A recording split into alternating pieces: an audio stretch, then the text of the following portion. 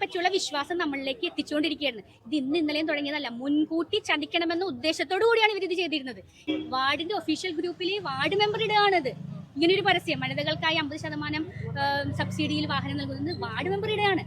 അപ്പൊ ഇത് സാധാരണ ജനങ്ങൾ വിശ്വസിക്കുകയാണ്. അത് വാർഡിന്റെ ഗ്രൂപ്പിൽ ഗവൺമെന്റിന്റെയും ഈ വാർഡിനുമായി ബന്ധപ്പെട്ട കാര്യങ്ങൾ മാത്രം വരുന്ന ഗ്രൂപ്പിലാണ് ഇത് വന്നിരിക്കുന്നത്. മന്ത്രിമാരെ മുൻനിർത്തി, രാഷ്ട്രീയ നേതാക്കളെ മുൻനിർത്തി, MP-മാർ, MLA-മാർ എല്ലാവരെയും മുൻനിർത്തി പോലീസ് ഉദ്യോഗസ്ഥരും ഉണ്ട് ഉദ്ഘാടനത്തിന്. തമാശ അതാണ്, പോലീസ് ഉദ്യോഗസ്ഥരെയും അവർ വിളിച്ചു വരുത്തി ഉദ്ഘാടനം. ഇതൊക്കെ ചെയ്യണത് ജെഎസ്എസ് ട്രസ്റ്റുകാരാണ്. പാതി വിലയിൽ സ്കൂട്ടർ കേൾക്കുമ്പോൾ തന്നെ നല്ല രസമുണ്ടല്ലേ?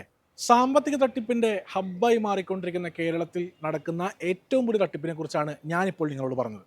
2-3 ദിവസം കൊണ്ട് എല്ലാ വാർത്താമാധ്യമങ്ങളിലൂടെയും നിങ്ങളിപ്പോൾ കേട്ടിരിക്കും അല്ലേ? എറണാകുളം നോർത്ത് പറവൂർ ഏരിയയിൽ നിന്ന് മാത്രം ഏകദേശം 2100 ആൾക്കാരിൽ നിന്നുമാണ് 65,000 രൂപ വെച്ച് പിരിച്ചിരിക്കുന്നത്. കേന്ദ്രത്തിൻ്റെ പദ്ധതിയാണെന്ന് പറഞ്ഞ് പറ്റിച്ചാണ് ഈ പറയുന്ന ആളുകളിൽ നിന്നുമൊക്കെ പൈസ വാങ്ങിയിരിക്കുന്നത്. ചൈതന്യ ഹോസ്പിറ്റലിലെ ഡോക്ടർ മധു എന്ന ഡോക്ടറിൻ്റെ വാക്ക് വിശ്വസിച്ചാണ് ഇത്രയും അധികം ആളുകൾ ഈ പറയുന്ന ട്രസ്റ്റിലേക്ക് പണം നിക്ഷേപിച്ചത്. പക്ഷെ ഡോക്ടർ ഇപ്പോൾ പറയുന്നത് അനന്തകൃഷ്ണൻ ഡോക്ടറിനെ പറ്റിച്ചു എന്നാണ്. നമ്മുടെ പ്രതിപക്ഷ നേതാവ് VD സതീശനാണ് നോർത്ത് പറവൂരിലെ MLA. അദ്ദേഹത്തിൻ്റെ മെയിൻ പണി എന്താണെന്ന് വെച്ചാൽ, ഇതേപോലുള്ള ഏതെങ്കിലും ഒരു NGO വന്ന് ഉദ്ഘാടനത്തിന് വേണ്ടി വിളിച്ചാൽ ആ പദ്ധതി ഉള്ളതാണോ ഇല്ലാത്തതാണോ ഒന്നും നോക്കാതെ വെറുതെ പോയിട്ട് അങ്ങോട്ട് ഉദ്ഘാടനം.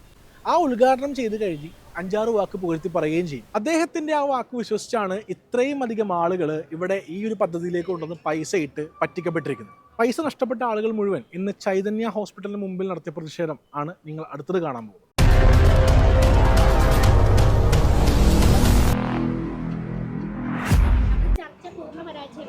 ഒരു കാരണവശാലും ഇവരുടെ കയ്യിൽ നിന്ന് ഒരു റെസ്പോൺസിബിലിറ്റിയിൽ നമുക്ക് പൈസ തിരിച്ചു തരും എന്നുള്ളൊരു ഉറപ്പും ഇവർ ഇതുവരെ തരുന്നില്ല. ഇവർ കഴിഞ്ഞ 2 ആഴ്ച മുമ്പ് നമ്മൾ ചെന്ന് സംസാരിച്ചപ്പോൾ 14-ാം തീയതി വരൂ എന്ന് പറഞ്ഞ് നമ്മൾ വിട്ടിട്ട് മുൻകൂർ ജാമ്യത്തിന് അപേക്ഷിച്ച് മാറി നിൽക്കുകയാണ് ചെയ്തത്.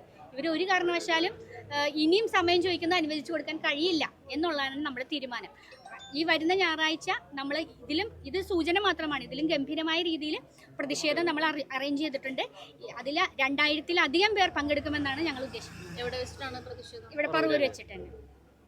ഏകദേശം എത്ര പേർക്ക് ഈ ഒരു ഏരിയയിൽ 2100 പേരുടെ പൈസ ജെഎസ്എസ് ട്രസ്റ്റിന്റെ പേരിലേക്ക് നമ്മൾ അടച്ചിട്ടുണ്ട്. ഏതിന്റെ പേരിലാണ്? ജെഎസ്എസ് ട്രസ്റ്റ് ജനസേവ സമിതി എന്ന ട്രസ്റ്റിന്. ഈ ട്രസ്റ്റ് തന്നെ രൂപീകരിച്ചിരിക്കുന്നത് കഴിഞ്ഞ വർഷമാണ്, 2024-ലാണ്.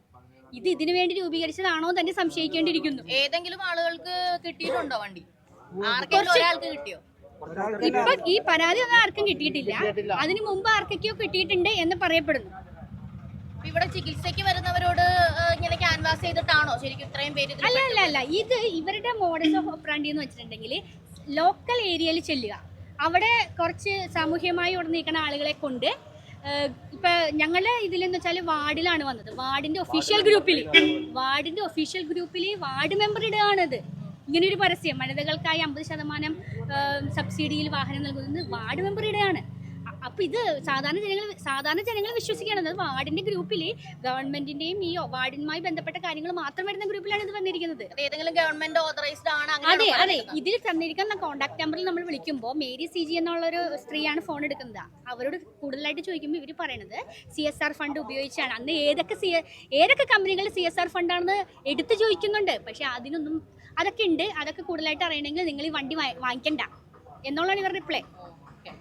അങ്ങനെ CSR ഫണ്ടിനെ പറ്റി നമ്മൾ കൂടുതലായിട്ട് അന്വേഷിച്ചിരുന്നു. അന്ന് ഇവർക്ക് അതിനുള്ള റിപ്ലൈ ഉണ്ടായില്ല. ഇവർ കൃത്യമായ മറുപടി പറയുന്നില്ല. പിന്നീട് ഇവർ എന്ത് ചെയ്ത് നമ്മളെ വിളിച്ചന്വേഷിച്ച് അപ്പം തന്നെ നമ്മളൊരു 4 ഗ്രൂപ്പിൽ ആഡ് ചെയ്യും. വാട്സപ്പ് ഗ്രൂപ്പിൽ. ഈ വാട്സപ്പ് ഗ്രൂപ്പിലൂടെയാണ് ഇവരുടെ അഡ്വർടൈസിങ്. അതായത് ഇന്ന സ്ഥലത്ത് ഇത്ര വണ്ടികൾ കൊടുത്തു, വിതരണം ചെയ്തത് ഇന്ന MLA, ഇന്ന സ്ഥലത്ത് ഇത്രയും ലാപ്ടോപ്പുകൾ കൊടുത്തതു, വിതരണം ചെയ്തത് ഇന്ന പോലീസ് ഉദ്യോഗസ്ഥൻ. ഇതെല്ലാം സാധാരണക്കാരുടെ ഇടയിൽ ഇത് കുത്തി നിറച്ചുകൊണ്ടിരിക്കുകയായിരുന്നു. ഇവരെ പറ്റിയുള്ള വിശ്വാസം നമ്മളിലേക്ക് എത്തിച്ചുകൊണ്ടിരിക്കുകയായിരുന്നു. ഇത് ഇന്നലെയും തുടങ്ങിയതല്ല, മുൻകൂട്ടി ചതിക്കണമെന്ന ഉദ്ദേശത്തോടു കൂടിയാണ് ഇവരിത് ചെയ്തിരുന്നത്. അല്ല, ഇവർക്ക് അനന്തകൃഷ്ണൻ ചതിച്ചതാണെന്നാണ് ഇവരിപ്പോൾ പറയുന്നത്.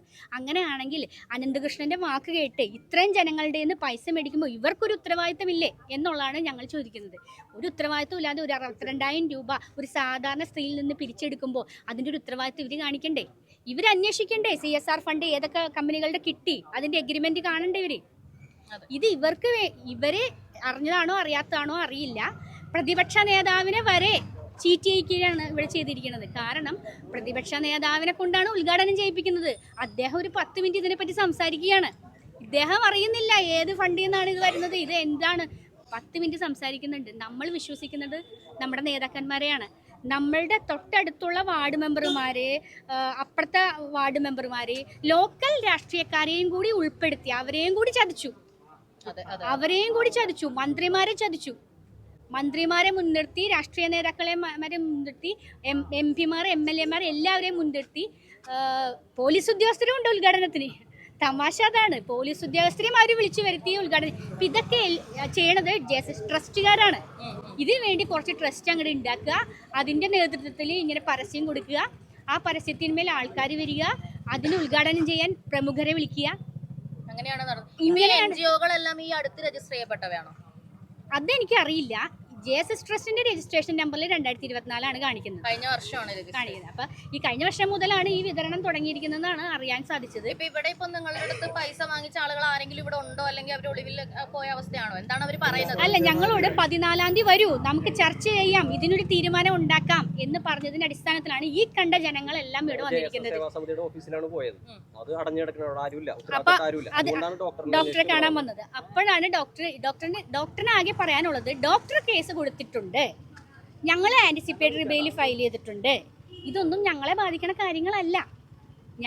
ഞങ്ങളെ പറഞ്ഞ് പറ്റിച്ച് വഞ്ചിച്ച് ഞങ്ങളുടെ കയ്യിലിരുന്ന പൈസ ഇവര് വാങ്ങിച്ചെടുത്തപ്പോൾ ഞങ്ങൾക്ക് പകുതി വിലയ്ക്ക് നൽകാമെന്ന് പറഞ്ഞിട്ടാണ് ഞങ്ങളെ മേടിച്ചെടുത്തത്. ഇതുവഴി ഞങ്ങൾക്ക് നഷ്ടമേ ഉണ്ടായിട്ടുള്ളൂ. സാമ്പത്തികമായും വിശ്വാസപരമായും ഞങ്ങൾക്ക് നഷ്ടമേ സംഭവിച്ചിട്ടുള്ളൂ. ഇവിടെ ഞങ്ങളെ സംബന്ധിച്ച് ലാഭം ഉണ്ടാക്കിയിരിക്കുന്നത് JSS ട്രസ്റ്റുകാരാണ്. കൃത്യമായ മറുപടി നൽകാൻ അവർ ഉത്തരവാദികളാണ്, അവർ തരേണ്ടതാണ്. തീർച്ചയായിട്ടും പ്രക്ഷോഭത്തിലേക്ക് തന്നെ പോകും. കേരളത്തിൽ ഇപ്പോൾ എന്ത് സംഭവിച്ചാലും അത് തട്ടിപ്പാണോ ഇല്ലയോ എന്നറിയാനായിട്ട് യാതൊരു മാർഗവും സർക്കാരായിട്ടോ പോലീസുകാരായിട്ടോ ഇവിടെ നമുക്ക് ഒരുക്കി തന്നിട്ടില്ല. നിങ്ങൾ പറ്റിക്കപ്പെടാതിരിക്കുക എന്നുള്ളത് നിങ്ങളുടെ മാത്രം ഉത്തരവാദിത്തമാണ്. പകുതി വിലയ്ക്ക് സ്കൂട്ടർ, ക്രിപ്റ്റോ ട്രേഡിംഗ്, അതേപോലെ തന്നെ എല്ലാ ആഴ്ചയും നിങ്ങൾ ഇത്ര രൂപ ഇട്ട് കഴിഞ്ഞാൽ എല്ലാ ആഴ്ചയും ഇത്ര രൂപ വെച്ച് നിങ്ങൾക്ക് തിരിച്ചു തരാമെന്നൊക്കെ പറഞ്ഞ് ഒരുപാട് പേര് പറ്റിക്കാൻ വേണ്ടി മാത്രം, സാധാരണക്കാരൻ്റെ കയ്യിലെ പൈസ അടിച്ചു മാറ്റാൻ വേണ്ടി മാത്രം ഇവിടെ ഇന്ന് കേരളത്തിൽ ഇറങ്ങിയിട്ടുണ്ട്. ഈ പറയുന്ന സർക്കാർ ഇതിനെതിരെ ഒരു നടപടിയും എടുക്കില്ല എന്നുള്ളൊരു ധൈര്യവും കൂടി അവർക്കുണ്ട്. 1000 കോടി രൂപ പറ്റിച്ചാൽ അതിൽ 100 കോടി രൂപ ഇവിടെയുള്ള സർക്കാർ സംവിധാനങ്ങൾക്കും പോലീസുകാർക്കും ഒക്കെ കൊടുത്തു കഴിഞ്ഞാൽ പുട്ടുപോലെ ഇവിടെ പുറത്തിറങ്ങി നടക്കാനുള്ള ചങ്കൂറ്റമുള്ള കുറേ ആളുകൾ ഇവിടെ കച്ച കെട്ടി ഇറങ്ങിയിട്ടുണ്ട്. അപ്പോൾ അവരെയൊക്കെ തുറന്നു കാണിക്കുന്ന ഒരുപാട് കാര്യങ്ങൾ ഞങ്ങൾ വരും ദിവസങ്ങളിൽ പുറത്തേക്ക് കൊണ്ടുവരും.